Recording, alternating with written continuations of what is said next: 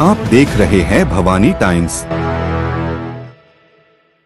उप प्रादेशिक परिवहन कार्यालय गोंदिया द्वारा दिनांक 1 जनवरी 2025 से 30 जनवरी 2025 तक चलाए जा रहे राष्ट्रीय रास्ता सुरक्षा अभियान कार्यक्रम के अंतर्गत आरटीओ कार्यालय परिसर में दिनांक 22 जनवरी 2025 को हेलमेट और प्रशस्ति पत्र वितरण समारोह आयोजित किया गया।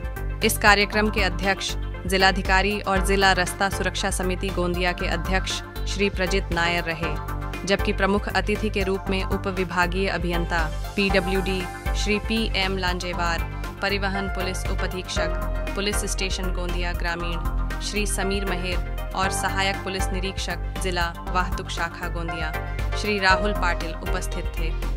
इन सभी अतिथियों का आरटीओ विभाग के अधिकारियों द्वारा गर्मजोशी से स्वागत किया गया और कार्यक्रम का प्रारंभ हुआ।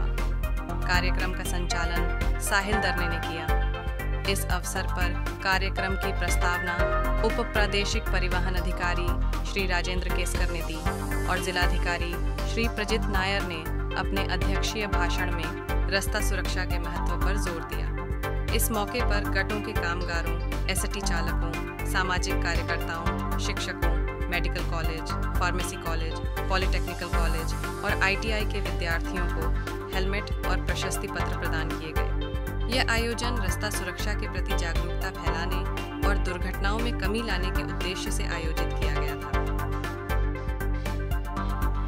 त्याच्यामध्ये मुख्यतः आणि एक वॉकाथॉनचं सुद्धा त्यांनी आयोजन केलं होतं।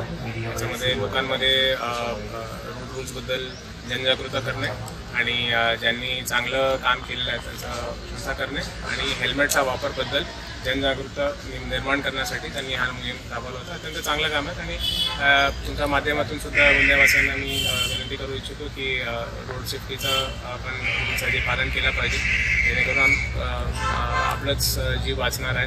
मागच्या वर्षी आपल्याकडे ऑलमोस्ट 156 डेथ झालं होतं रोड रिलेटेड ॲक्सिडेंटच्या कारणाने।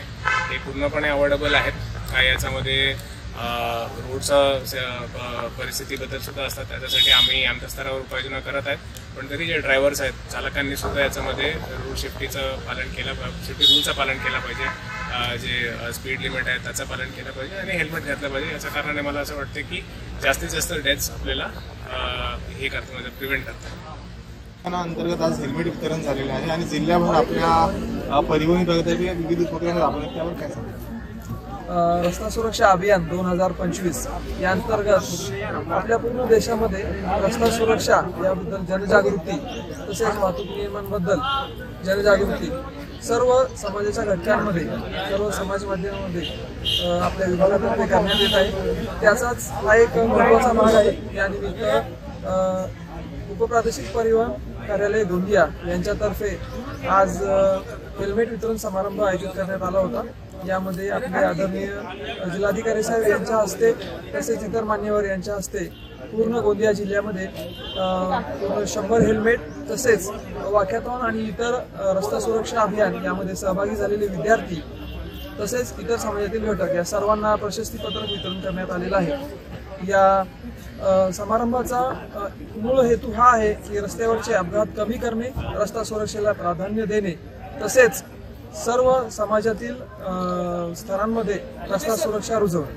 धन्यवाद। सर, जे मोटर चालक आहेत त्यांना काय सूचना आहे? सर्व रस्ता वापरणारे जे घटक आहेत, 2 व्हीलर असो, 4 व्हीलर असो, बस चालक असो, सर्वांना आवाहन करण्यात येत आहे की सर्वांनी रस्त्यावर वाहन चालवताना सर्व वाहतूक नियमांचे पालन करावे, सर्वांनी इतरही वाहनांचा विचार करावा, सर्वांनी वाहने वेगात चालवू नयेत, वाहन चालवताना सीट बेल्टचा वापर करावा, मोबाईलचा वापर करू नये, सर्व दुचाकी स्वारांनी हेल्मेटचा वापर करावा तसेच रस्त्यावरील सर्व नियमांचे पालन करावे।